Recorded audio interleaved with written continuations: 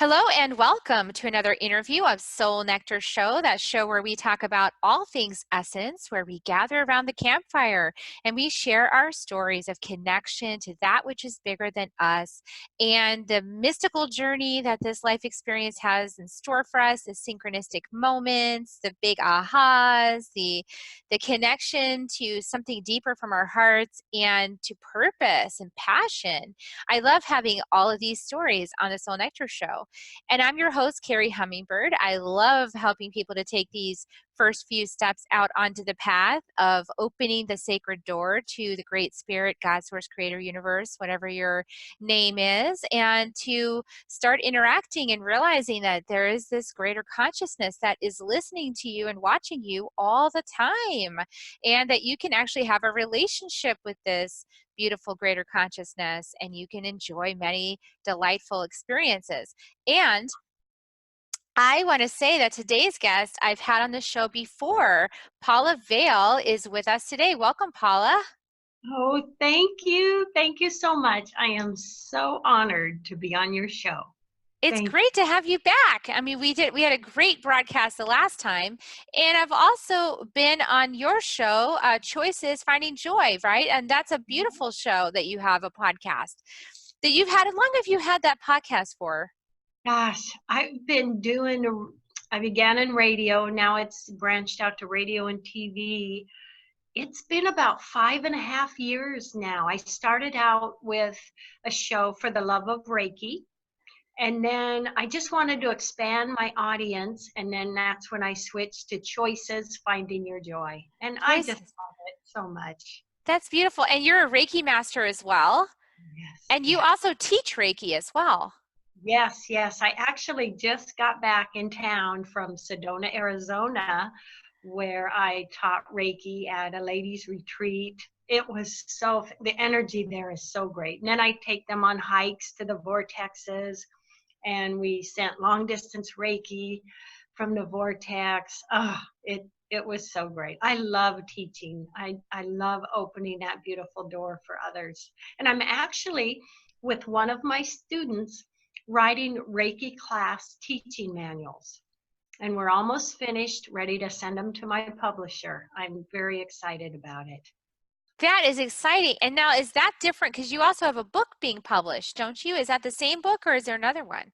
No, this is, I have Why Am I So Happy? That's my first book.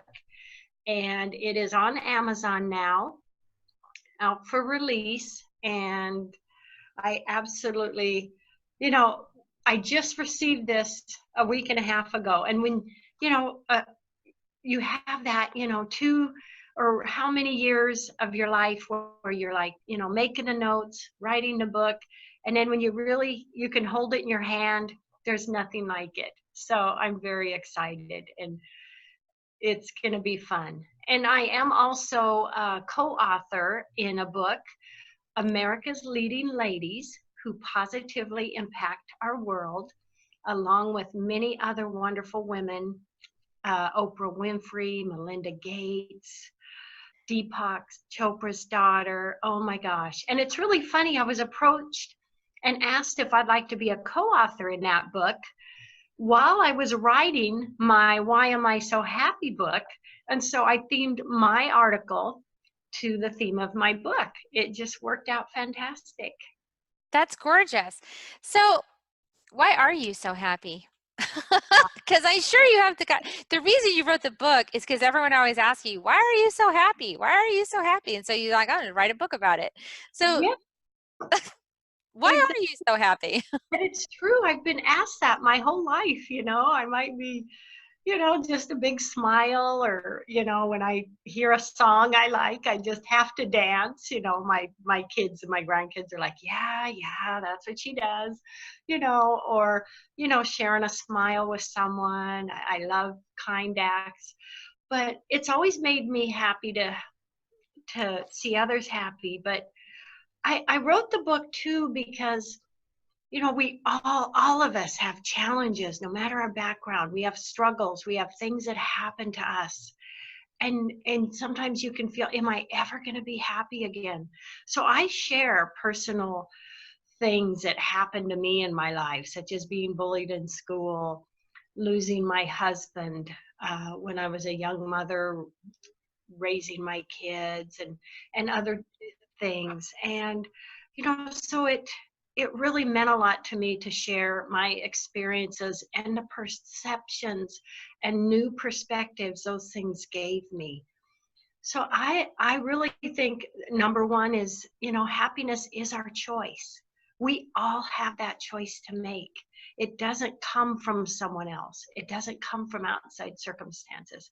We can make that choice, and we can be happy even with the struggles that we can find in our lives. So really that's what prompted me to write the book. That's beautiful. Yeah, I mean, so just the things that you mentioned right there are things that could tend to throw somebody for a loop if that happened to them in their lifetime. So what was one of those? Can you walk us through like one of those experiences and how you managed to bring your happiness to it despite that circumstance? Well, when I was in junior high and early high school, I think it was 8th grade, I didn't even remove my coat because I was picked on, bullied. I had notes taped to my back and things like that. And I didn't understand it. And it's really funny. A couple of years ago, I had a high school reunion, and a man came up to me, and I don't remember most of it, but he said, "I'm so sorry I picked on you in high school. I'm so sorry." And I asked a question I'd always wanted to know. Why? Why? And he said, "Because you were shy and really nice and it was easy." But do you know what I learned from being bullied and what made a big effect when I was in high school? I wasn't in a clique. I had friends in multiple cliques. I was just going to be me. I wasn't going to be in this little circle. But anyway, that bullying, one day, talking with my dear Uncle Ernie, he helped me realize I am just me, and I should just be me and be proud of it and love myself. So do you know what I said to myself one day? I'm just going to be me, love me or don't. And it's like that set me free. It No, set just that. It was like that just set you free and that was it. love me or don't. That's your choice. My choice is to live my life and be me. And Well, that's profound. Okay, I think is really interesting to me, Paula, is that you're telling us that you were an introvert and you have a radio show now and a TV show and all this. Like, how does that happen from introvert to like way exactly. out there? I mean, yes. And in college, I started working at a restaurant, and then I ran it, and then I bought it. I was in a restaurant for 27 years, a female entrepreneur of this large restaurant. And I love people. And it's like, I'm doing it. It did. And I really believe it was that moment when I said that to myself, love me or don't. I'm okay with that. I'm going to be me. Yeah. Wow, that's amazing. What a simple thing, but it was an internal shift that happened for you. Yes. Yes. Because it's so easy, especially when we're young. Oh gosh, they don't like me, or they're criticizing me, or this or that. And that just puts us in a shell. And we can believe that our happiness is what others think of us, and it's not at all. And then there was also, do you want to hear another Yeah, funny I one? do. I want to hear another story. Okay, I had just started dating this really nice young man, and I didn't date much because I worked quite a bit, but I really liked him, we'd only gone on like 2 dates. Well, anyway, you know how there's like the real popular crowd and this and that. Well, this cute guy from the popular crowd asked me out. And I was like, no, I can't go. And my friends were like, oh, you got to go out with him. You got to go out with him. Don't you dare say no. You got to go out with him. Okay. So I told him I would.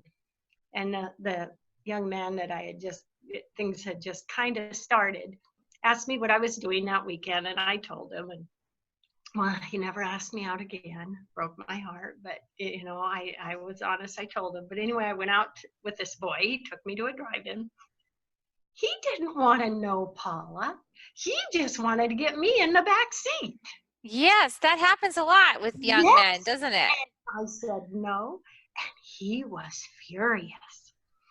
And he started the car and off we went. I lived our house, and it's still a property that I still own at 8 acres in Centralia, Washington, which I am creating a nonprofit animal rescue. That's my life's dream, and Reiki Retreat Center. But he raced up that hill and dropped me off.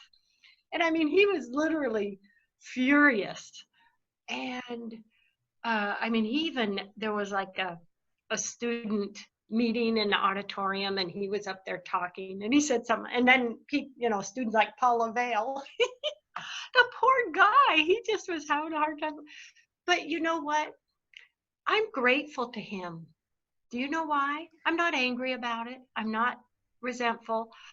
I'm grateful because he taught me a great lesson when I was a young woman. Judge a person by what's inside them and what's in the Yes. heart and how they treat people. And that I am so grateful to know that as I was, going towards my adult life. So Yeah, it's really powerful because the other guy was probably a really nice guy. yeah, he And he was. was probably like, oh man, she's falling for it. Yeah, Yeah, apparently guys know this. Like they have some guy code and they know like they can see guy speak or whatever, see guy stuff, like the way guys want to manipulate girls to get them off there, like yeah, guys have radar for that. And a lot of times as women, we don't. We're very susceptible yeah. to this. And especially as young people, we just think, oh, he's a popular guy. So let's talk about popularity because you are popular, but you grew up an introvert, so that's Yeah. kind of a dichotomy. So what do you do with that? What's the relationship of that for you now? Isn't that amazing? I mean, so it's like those type of things, and my parents getting divorced when I was in high school and getting moved and sent off to live with a cousin and then going back and forth. But anyway, all that affected me and, gave me new perspectives. And I found that just so much more self-love and courage when I decided love me or don't. And I'm just going to do what I love to do. I'm going to enjoy going to a concert and dancing. I'm going to enjoy, all the different things that I enjoyed. And then when I started working in the restaurant, I discovered how much I enjoyed my customers.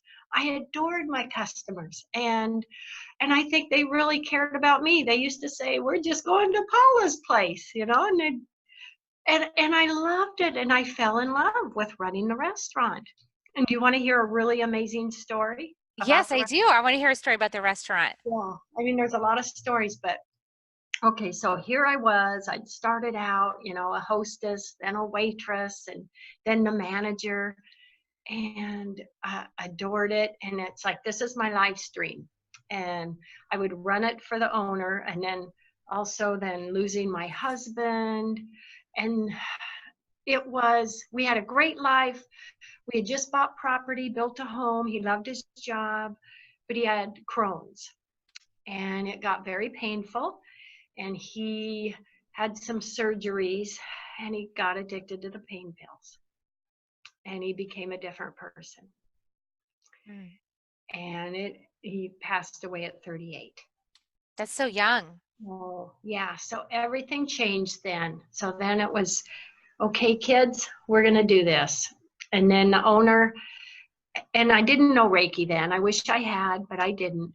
And the owner had always promised me, I will sell you the restaurant when I'm ready to retire, and I'll carry a contract. Okay. So it comes to that time. And I come walking in one day, and there's some gentlemen there talking with them, and they want to purchase the restaurant. So he says to me, well, we didn't agreed on a down payment, and I had saved that. My dad helped me out a little bit too. And he said, no, I want 100,000 more for the down payment. Well, that was like $1 million to me. I was a coupon girl. That's how I fed my kids. And I went to the bank, and I really didn't have credit cards. I'd always just, wrote checks and paid cash.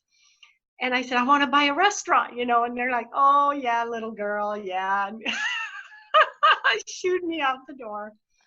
I was devastated. I was heartbroken. I mean, this was my dream. I loved my customers. I saw it as my future.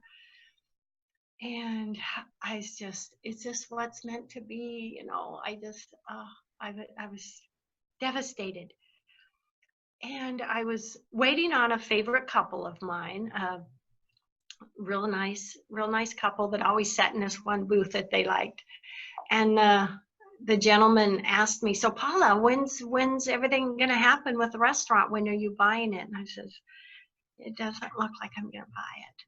And he said, well, why? Tell me. So I told him. And 2 or 3 days later, one morning, knocking at the side entrance of my restaurant was a gentleman. It was his accountant. Ah. All the paperwork. And that man co-signed a loan for me to buy the restaurant. Wow. I mean, I was just their favorite waitress. Can you imagine what that did to my heart? That's He beautiful. had that much faith in me. And a year later, I got him removed off the loan. So it was just me. And we would laugh because I always told him, we're naming the booth after you. And did you? Yeah, we put a little something up. Yeah, fun with that. But I mean, it just shows you, even if you think there is no other way out or no other way to accomplish your dream, something may happen that you'd never even dreamed of.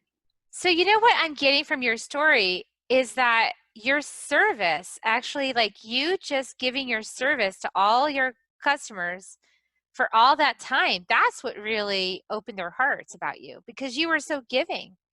Yeah. I've always felt I have a server's heart, and I'm so grateful because I love it. It brings me happiness. It brings me joy. Yes. So I'll never forget it. So now did the Reiki, I guess the Reiki came after the restaurant then. Yes. When I made the decision to finally sell the restaurant, my brother, who was so dear to me, passed away suddenly. And I had to really think about, I worked so many hours, and you do, 6 days a week. It was working, the lunch shift, dinner shift. I had a lounge with live music. And then Mondays I was there doing book work. Maybe I should rethink things. And I just kind of put the word out I might be interested in selling, and I got an offer right away. So I did sell the restaurant, and I had a white shepherd all through when the kids were young, and her name was Shotzi. I have her picture in my office here. She was 14. She was ill. I had just sold the restaurant, but decided I needed my people fix. So I went to my first interview ever for a building company that needed a receptionist. And I'd never had an interview, and I'm 40. And they're like, oh, I've never had an interview. Really recently? No, ever. I've never had one. Yeah. Now, a receptionist needs to have a good personality. Well, I wake up happy every day. I literally said that to them. Anyway, I got the job, and I just adored them. And one day, actually, I told them, I take my job really seriously because as the receptionist, I am the first impression of your company. Whether they come in the door and walk to the desk or whether they call. And the owner said, you're right, Paula. And about 2 weeks later, I came to work, and they had cards that said Paula Vail, first impression representative. Oh, how sweet is that? But with my dog Chauncey, she'd become ill. She had a tumor removed. She wasn't doing well. And someone said to me, you should learn Reiki. And I'd never even heard of it. So I took a Reiki class and fell in love with it, started giving her Reiki. I had her 2 more years. It helped her so much. And so from there, I took all the levels. I went to multiple instructors. I got my master training in Machu Picchu. I've also taken shamanism training. My shaman name is Shantara. Shantara. Yes, It's beautiful. quantum healing, and I love it all. I Reiki is life changing. It is the things I have seen. I've been doing it almost 13 years now. The things I have seen and over the years and witnessed, it's beautiful. So I still do teach. Yeah. And do some clients, but I limit that just because, life's crazy busy, and I do my shows, which I love, and I have 2 days a week Grammy time. So yeah, Well, okay, so you've also been a mom, and I will yeah, say that is the biggest job there yes, is. So, it, okay, now from my perspective, being a mom has some very frustrating moments. It has some moments where it's like, wow, you got to make big decisions, or the kids, they're always pushing buttons, right? That's what they do. I think they're like their subtitle on their job description is like push some buttons, like push boundaries. So I think they're supposed to be that way. I know I was that way, for my parents. So how did you, I mean, you say you wake up happy every day, but I know as a mom, like I'm so not happy every day, not every day I wake up happy. I do now, but back in the day, that was not the case. So what do you say to people who are like going through something like that? Like where they've definitely got something that's just challenging them, but they can be happy through it, because I know you've had some big challenges. So how do you like advise people and work them through that? what I would say is, we have the challenges, we have the things that, once they happen, we can't change that they've happened. We can't change with that. For example, when my brother passed away, I was upset. I was furious, heartbroken, and angry at the world. And then I thought, okay, I can't change it. So am I going to be unhappy and depressed the rest of my life because I lost him so young? Or am I going to be so grateful that I had him in my life and remember him and honor him? And how would he want me to feel? He'd want me to be happy again. So that's what helped me with my brother. But I would say with our challenges, we can't change what happened. We can look at the situation, address it, look at it with a heart of compassion and love, and then make a decision of what we can do, like if something needs to be done to repair this situation or get out of harm's way or whatever it is that we're looking at. Make a decision calmly with compassion and take the steps that we need to take, and just move on and continue our life. But while we're also doing this, we can also take a moment to look at what we have in our life that we're grateful for, Mm. because there's so many things to be grateful for.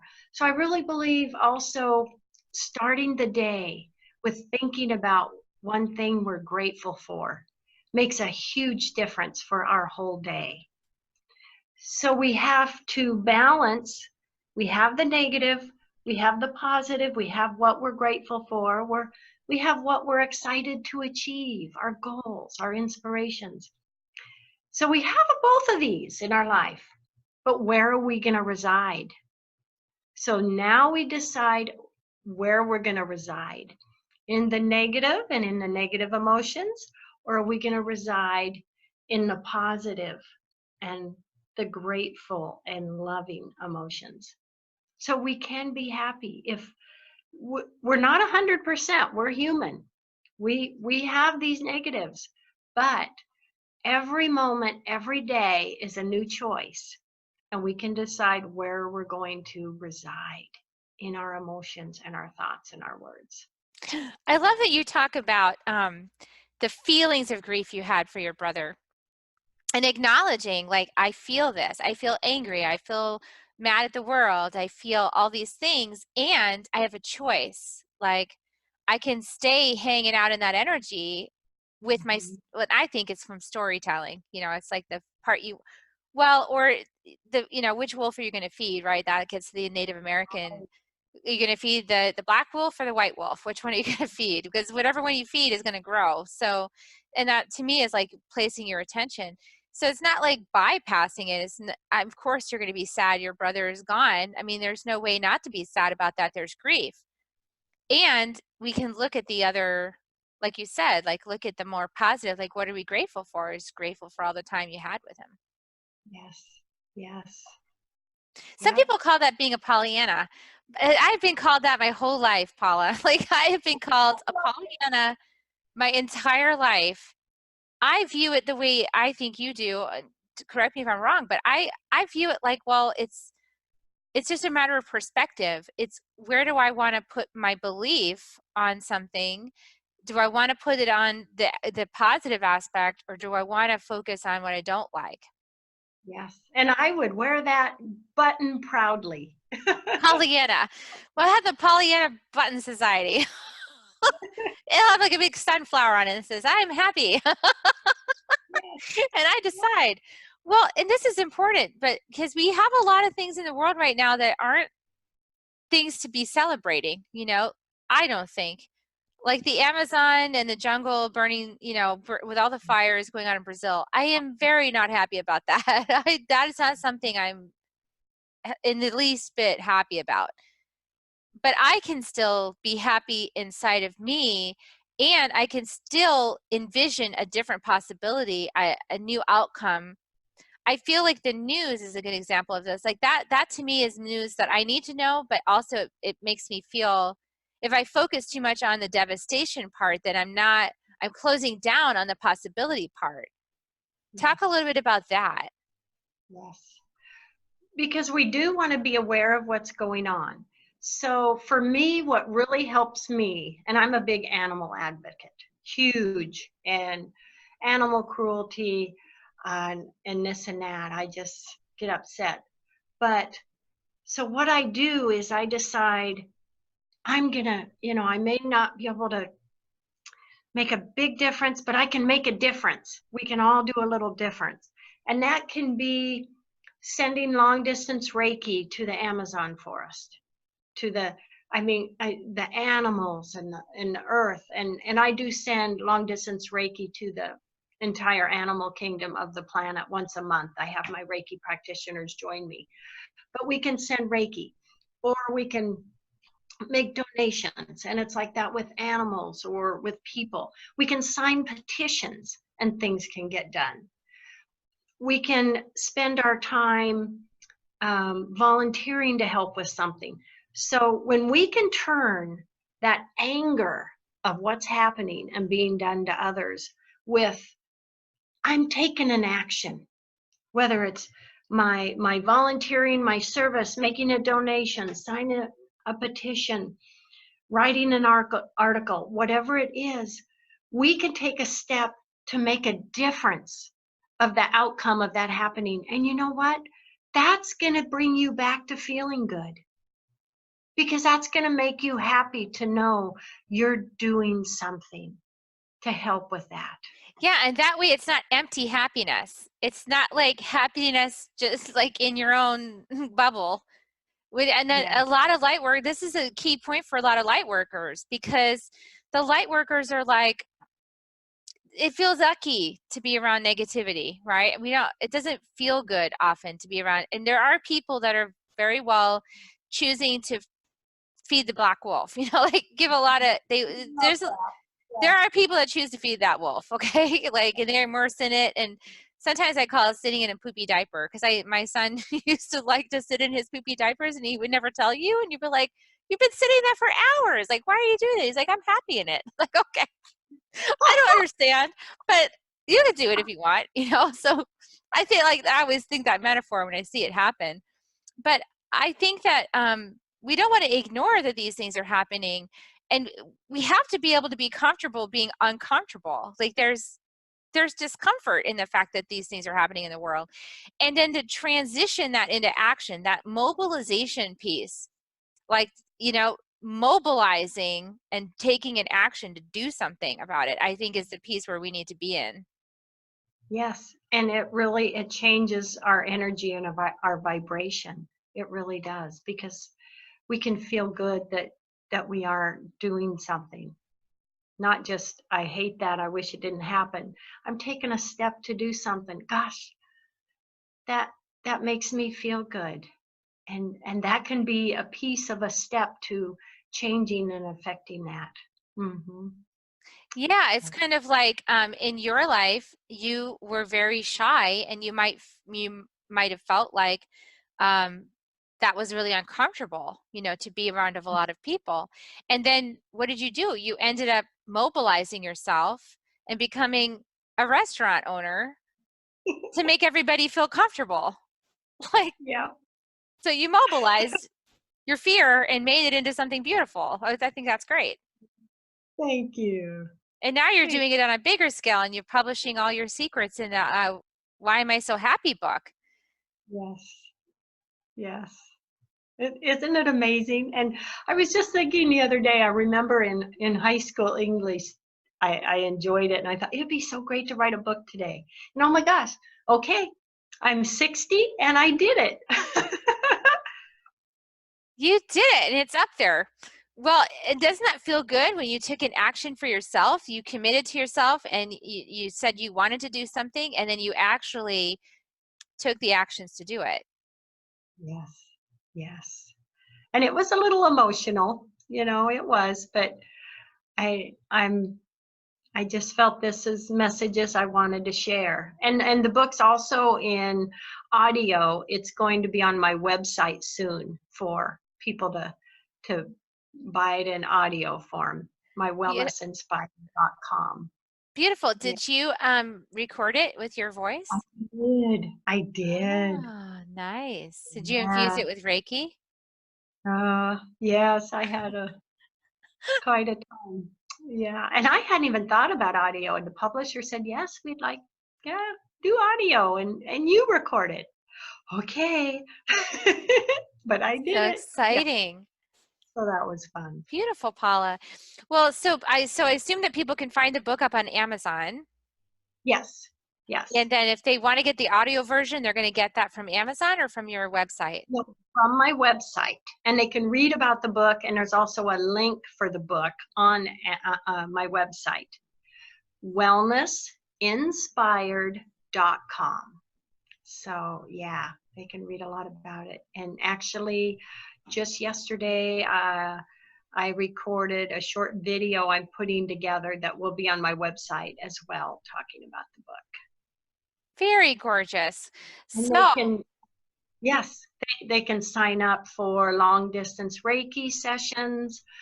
I send a lot of Reiki to others, and they can also read about the America's Leading Ladies book on there as well. oh, now that was an exciting thing too, to actually contribute to a book that, you know, Oprah's written something. I mean, that's wow. Isn't it amazing, Kerri, that, yeah, I never dreamed I'd be in a book with Oprah and Melinda Gates. So you just never know what is going to manifest if you just say yes, and I've learned in life, it's easy to be so focused on our goals and our vision and what we want to achieve. It's almost like we're blocking other things. So I have come up with the analogy or the pattern, you could say, okay, on this hand is what I'm working for. This hand is what I envision, my goals, my work, my education. On this hand, it's just wide open, and it's trusting, and it's saying yes to what source is going to manifest for me. The And wide then open hand. Yeah. just say yes. I never dreamed I'd be in Times Square, New York, an 8-story billboard for free.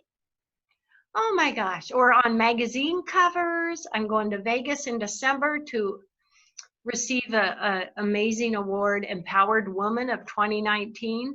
I didn't even know about these things, and and they come.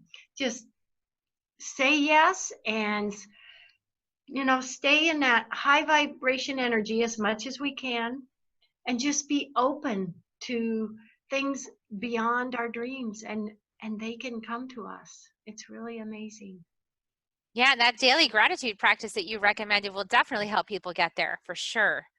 Yes, I'm a biggie for that. Last year I went on a mission trip to Africa, and I mean, it was beautiful but heartbreaking. And it, opened your eyes to, and in Peru too, it opened your eyes to so much. I came home realizing when I go to the grocery store and I put groceries in my fridge, I'll look at my fridge and say, I am so grateful to be able to put these groceries in my refrigerator, because not everyone is able to do that. I mean, you realize how wonderful the little things are. And just that, taking a few moments every morning to think about something that you're grateful for, it really does set the tone for your whole day. It really does. Yeah, and I like that you had that trip to Africa and that led you, because I also went to Peru. I've gone to Peru several times, up in the mountains where the Kerri live, and you see the way that they live. They live right next to the earth. They have mud buildings, mud brick buildings, and they live, their floor is the dirt, is earth, and they live very close to the earth that way.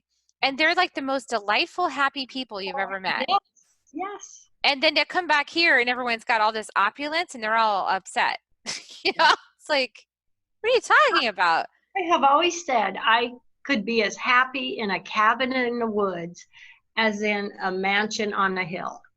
Yes, the mansion would have a big TV and probably a nice car and pool and this and that, but that's not my happiness. My happiness is in here. And I've always said that and believed that to my soul. Mm-hmm. Yeah, it's a really good lesson. And it's really, and it's not a point of judgment or anything like that. It's just that it's something happens. Something happened for me when I went to Peru and I was going into this woman's house who she invited us in to take a look at her home. It was a very small little mud brick building. And we got to go inside and see how they live. And that was powerful for me. It really impacted me.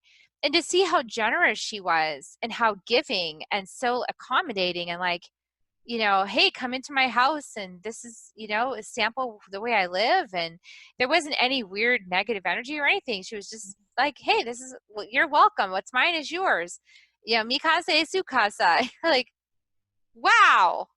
I mean, What you a could, gift, Kerri. what a gift. And you know what? They have the greater abundance. And I know you know this.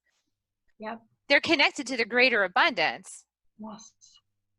Yes. And it's really an eye opener. I've just, ever since going to Peru and Africa, I've always thought everyone needs to go to these places. It's an eye opener, and it really is a gift to us.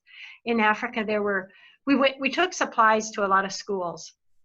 There's some schools I work with, and there was several, young girls, I'd say like junior high age, and they were bald. They had no hair. And finally I asked someone, why do they not have any hair? Why do they shave their heads? And they said, well, for one, they wouldn't be able to afford shampoo, and they don't have water to wash their hair. Wow. But happy, beautiful girls. We have so much to be grateful for wherever we are. And even if it's, anywhere in the world, there's such beauty on this planet, and we can be grateful for what that is. Yes. Beautiful message, Paula. I love that message. Gorgeous. Thank you for sharing that and bringing that forward. All right. Well, please go out and check out Paula's book. It's Why Am I So Happy? You'll find out the secrets of her story and how she brings herself happiness through all these challenges, just like the rest of us. It's not like Paula's life has been, you know, a cakewalk. Like she didn't have any challenges and that's why she's so happy. No, she had some seriously big things happen, and she figured out some reasons and ways to bring herself back to happiness, right, Paula? Yes, yes. That's It's a decision that we each make every day. It's gorgeous. All right, so go check out her book. And, you know, if you really enjoyed this episode, you could really help spread her message of her book even further by sharing out the episode. You know, so share it out, leave a review on iTunes, leave a review on YouTube, and let us know what you think, because we'll pay attention to those comments. If you leave a comment, we'll definitely pay attention to it and get back to you. And be sure that you subscribe to Paula's podcast and also Soul Nectar Show. And those are all in the show notes. And so definitely subscribe so that you can keep receiving all this wonderful goodness from Paula and from Soul Nectar Show. And so, Paula, I like to leave with kisses. Would you like to help me give kisses? Yeah. Yes. Okay, here they come. Here they come, everybody. Mwah. Mwah. Hugs too. Hugs and kisses. Oh, yay. Yay. I love it. I'm so grateful. And if anyone would like to email me, you can email me through my website or the Wellness Inspired or paula@wellnessinspired.com. I'd love your comments, or, you know, if you read the book, what you think. I'd love to hear from you. Kerri, you are so awesome. Thank you so much. Thank you, Paula. Thanks for being on the show. And thanks to all of you guys out there for listening and tuning into Soul Nectar Show. And we'll see you next time on the show. Have a great week, everybody. Bye. Bye.